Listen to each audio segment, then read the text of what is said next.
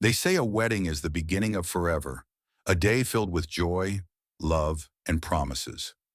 But for me, it was the day my world shattered. The man I thought I'd spend my life with, a man I trusted, hit me in front of everyone we knew. By the time the sun set, I wasn't just leaving my wedding, I was leaving him, his overbearing mother, and a life that was never truly mine.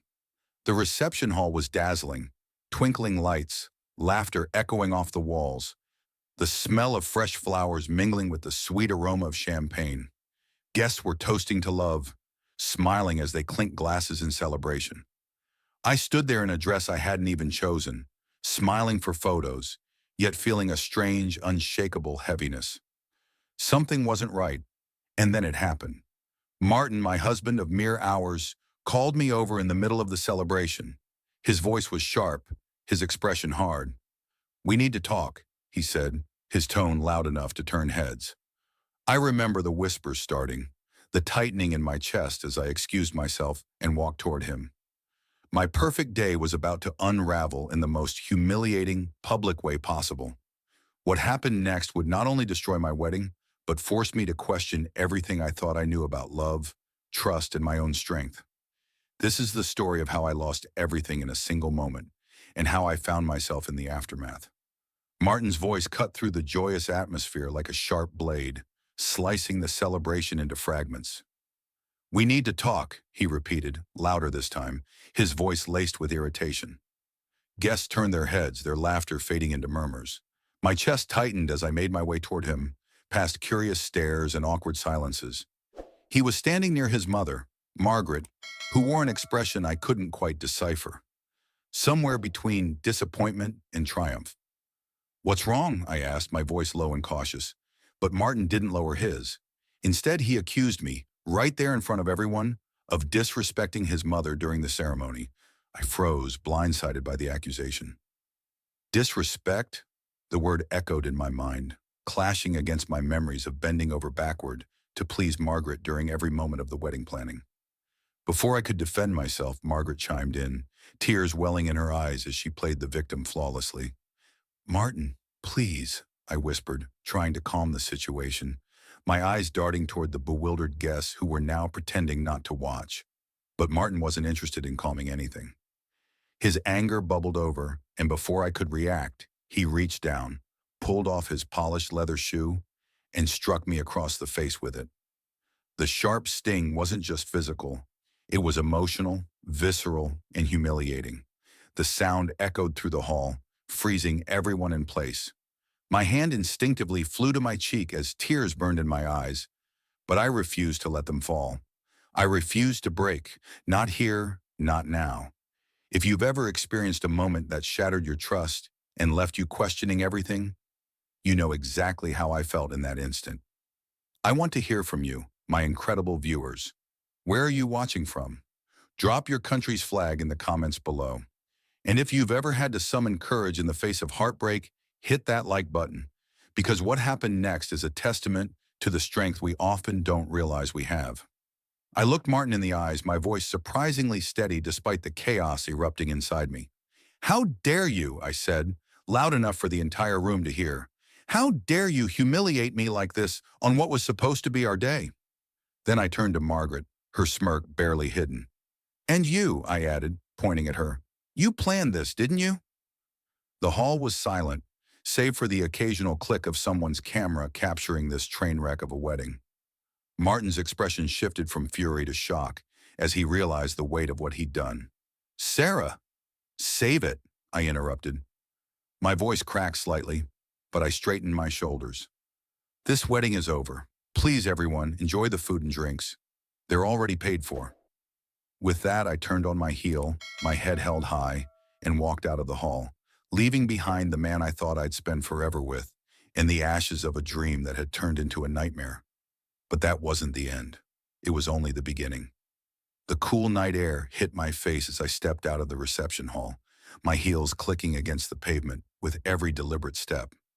I didn't look back. I couldn't.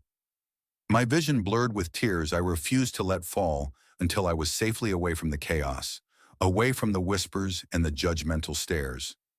The weight of my wedding dress suddenly felt unbearable, its intricate lace and heavy satin clinging to me like chains.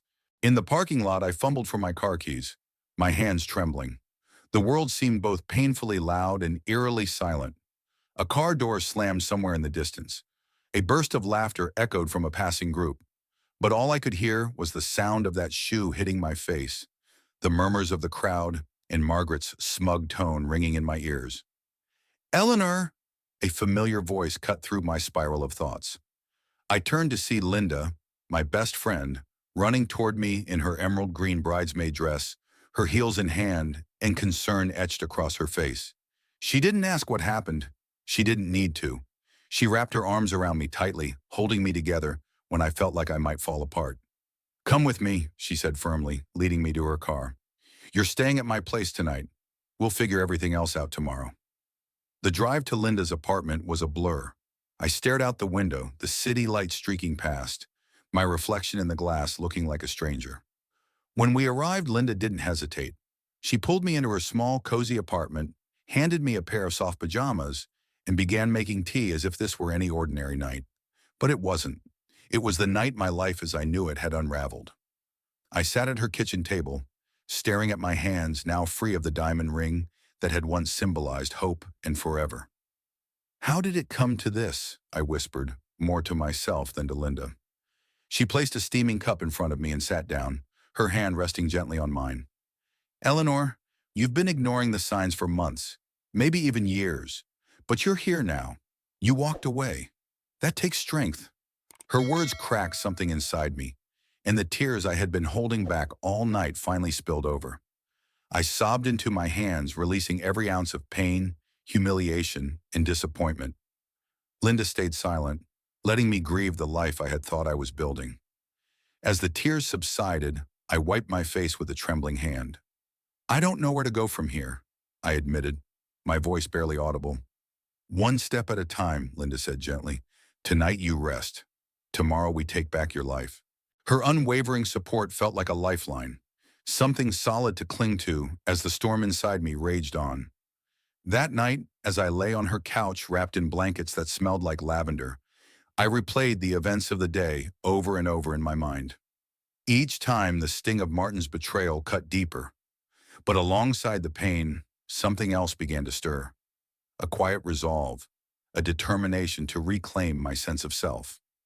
The next morning, as the first light of dawn crept through Linda's windows, I made a decision. I wasn't just walking away from a man who didn't deserve me. I was walking toward a future I could shape for myself. For the first time in years, I felt a flicker of hope. It wasn't much, but it was enough to get me started. Morning brought clarity, or at least the first glimmer of it.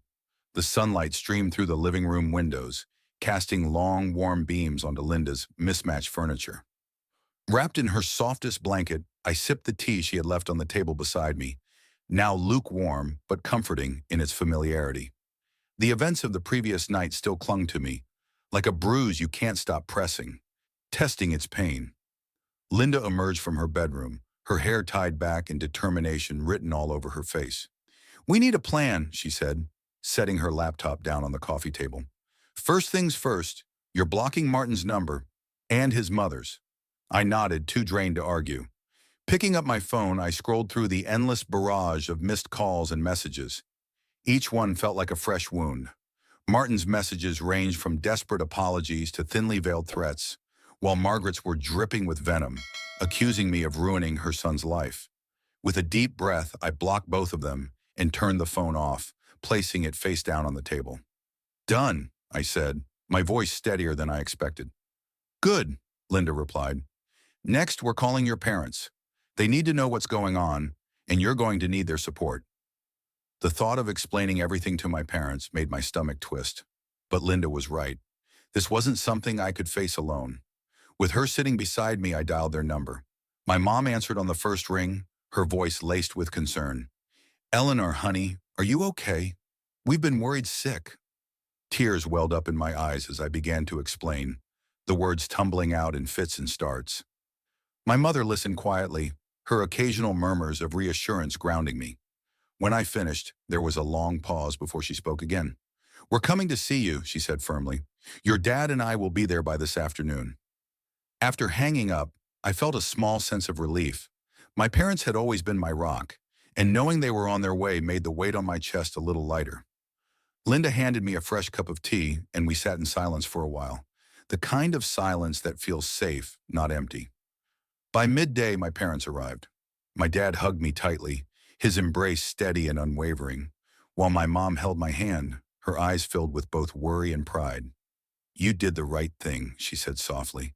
"Leaving was the bravest thing you could have done." Together, we began piecing together a plan. Linda had already started researching legal options, and my dad made calls to a lawyer he trusted. My mom, ever the practical one, had packed a suitcase of clothes for me, knowing I wouldn't want to return to the house Martin and I had shared.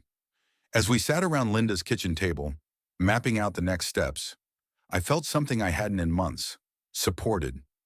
No longer was I alone in carrying the weight of this broken relationship. Each person in that room was helping me lift it, one piece at a time. That evening, as the sun dipped below the horizon, casting a golden glow over the city, I found myself standing on Linda's balcony. The air was crisp, carrying with it the faint scent of autumn leaves. For the first time, I allowed myself to breathe deeply, to feel the stillness of the moment. It wasn't over, not by a long shot. There were legal battles ahead, difficult conversations to have, and wounds that would take time to heal. But as I stood there, wrapped in the quiet strength of the people who loved me, I realized something profound. I had taken the first step, and sometimes that was all you needed to begin again. The days that followed felt like walking through a fog, every step uncertain, every breath heavy. The silence in Linda's apartment became both a comfort and a reminder of everything I had left behind. My phone remained off, a small act of defiance against the chaos Martin and his mother had tried to unleash. Instead, I focused on the tangible things: sorting through legal paperwork, making lists of what I needed to retrieve from our shared house, and forcing myself to eat the meals Linda insisted on preparing. My parents stayed for several days, their presence a steady anchor in my storm. My dad worked tirelessly with the lawyer, ensuring I had every legal protection possible, while my mom helped me rebuild small pieces of my life. She bought me new clothes to replace the ones I'd left behind, and even found time to bring me a small bouquet of daisies, my favorite. "A little reminder," she said with a soft smile, "that beauty can grow even after the hardest storms, but not everything could be avoided." One morning, as I sat on the couch sipping coffee, Linda walked in holding her phone, her face pale. "Eleanor," she said cautiously, "you need to see this." She handed me the phone, and there it was, a video from the wedding, now circulating online.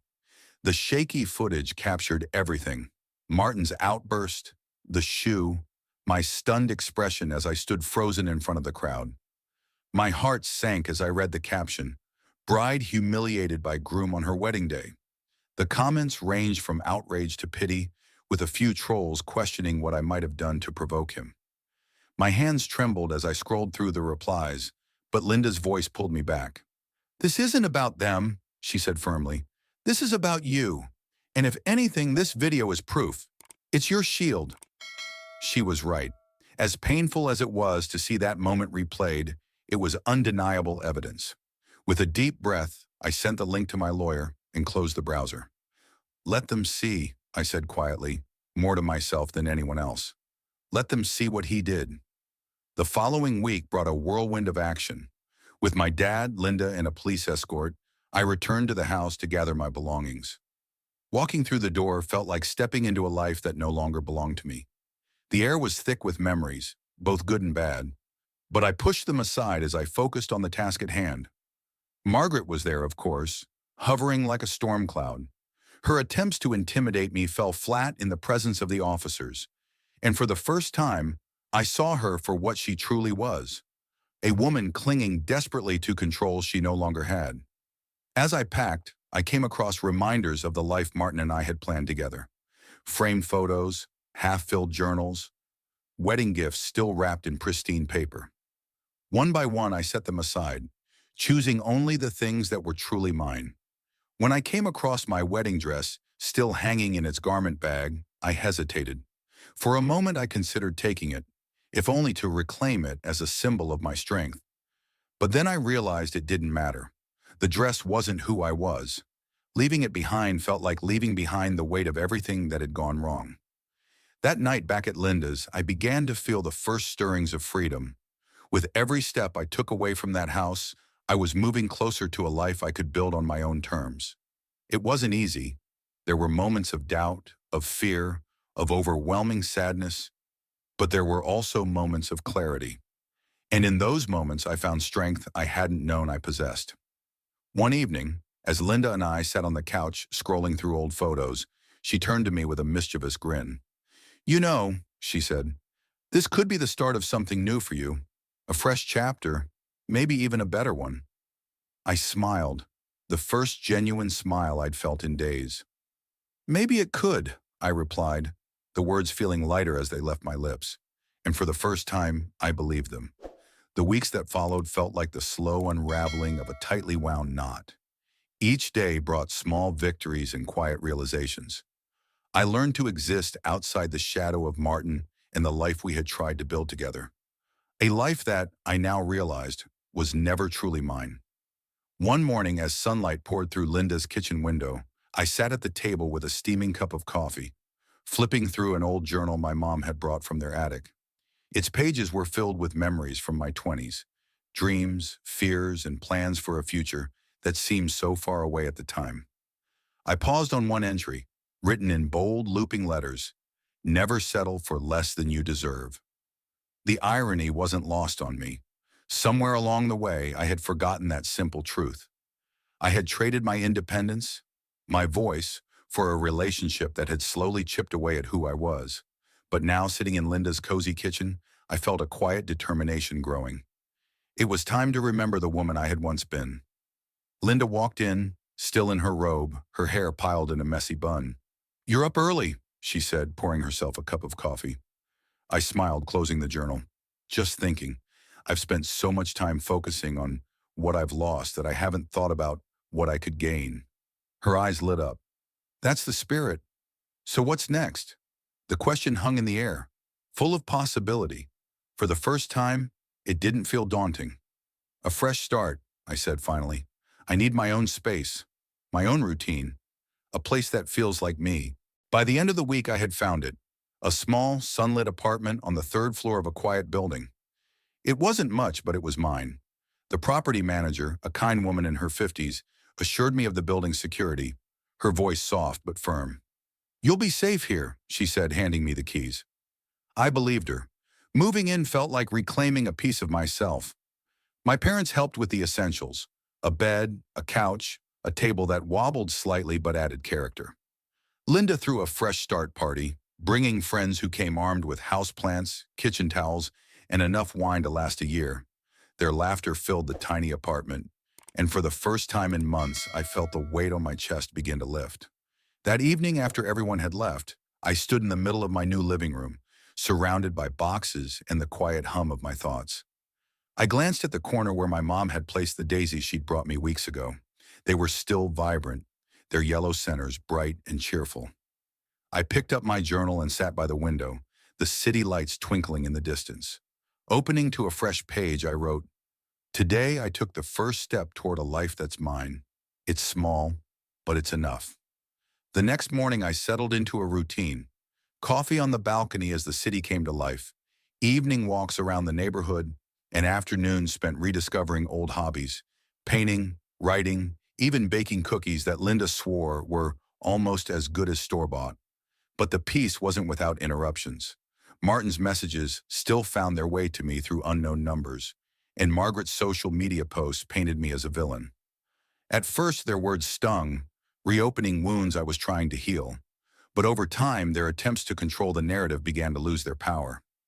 Each day, I grew stronger, more certain that I had made the right choice. One afternoon, while scrolling through my emails, I received a message from a wedding guest.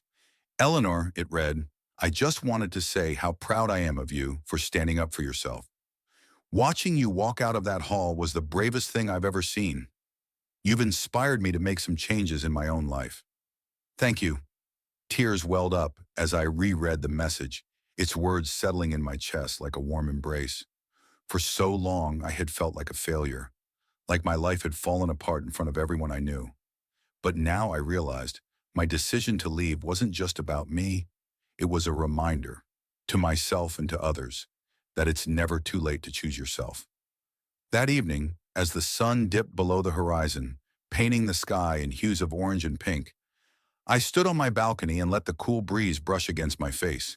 The woman staring back at me in the reflection of the glass door wasn't the same woman who had walked down that aisle weeks ago. She was stronger now, wiser. She was me, and she was just getting started. The quiet of my new apartment became a sanctuary, a space where I could breathe, think, and slowly piece myself back together. But even in that stillness, the echoes of my old life occasionally found their way back to me. One evening, as I sat on the couch sketching in an old notebook, my phone buzzed with a notification. Against my better judgment, I glanced at it. A news alert. Local groom terminated after wedding assault video goes viral.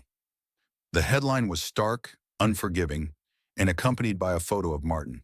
His face looked pale, his usual confidence replaced by something that almost resembled regret. I read the article slowly, each word sinking in. His company had launched an internal investigation after the video surfaced, uncovering complaints from female colleagues about his behavior.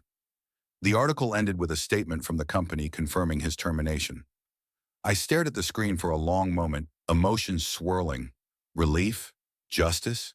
Pity? Perhaps all three. But one thing was certain. The man who had tried to humiliate me in front of everyone had now been unmasked for who he truly was. The next morning, I received a text from Linda. "Have you seen this?" She attached a screenshot of a Facebook post from one of Martin's ex-girlfriends. It read, "To Eleanor, wherever you are, I saw what happened at your wedding, and I'm so sorry. I've been where you are, and I know how hard it is to leave. You're braver than I was. Thank you for showing me it's never too late to walk away." I felt tears prick at the corners of my eyes. For so long, I had questioned myself, wondering if I had done the right thing, if I had been too dramatic or impulsive. But now, seeing this message, I realized the impact of my choice extended far beyond my own life. My decision to leave wasn't just about escaping. It was about standing up, not just for myself, but for anyone who felt trapped in a situation they didn't deserve. In the weeks that followed, small moments of joy began to thread themselves into the fabric of my days. My mom visited often, bringing home-cooked meals and stories about her garden. My dad would call to check in, his voice steady and reassuring. And Linda, ever the cheerleader, convinced me to join a local art class to reignite my creative spark, as she put it. The class was held in a bright, airy studio filled with the smell of paint and possibility. At first, I felt out of place, hesitant to pick up a brush after years of neglecting my art. But as the weeks went on, I found solace in the strokes of color, the way the paint blended and blurred on the canvas. It wasn't about creating something perfect. It was about rediscovering a piece of myself I thought I had lost. One evening, as I was cleaning up after class, the instructor, a kind woman in her 60s named Margaret, not the Margaret, approached me. "You've got a gift," she said simply, her words warm and sincere. "Don't let it go again." Her encouragement stayed with me as I walked home under the soft glow of streetlights. Back in my apartment, I pulled out my journal and wrote, "Sometimes it takes losing everything to find yourself again, and when you do, you realize you were worth finding all along." The next day, I received another message that surprised me. It was from one of the wedding guests, a woman I barely knew but had always seemed kind. She wrote, "Eleanor, thank you for your courage. Watching you walk out of that hall inspired me to leave a toxic relationship I'd been stuck in for years. You've given me hope." I read her words over and over, letting them settle in my heart. Hope. It was such a small word, yet it carried so much weight. And for the first time, I realized that what I had seen as the end of my story was actually the beginning of something much bigger. That evening, as the sun set over the city, I stood on my balcony, the breeze cool against my skin. The horizon stretched endlessly before me, a reminder of the possibilities that lay ahead. I thought about the woman I had been just weeks ago, the one who had walked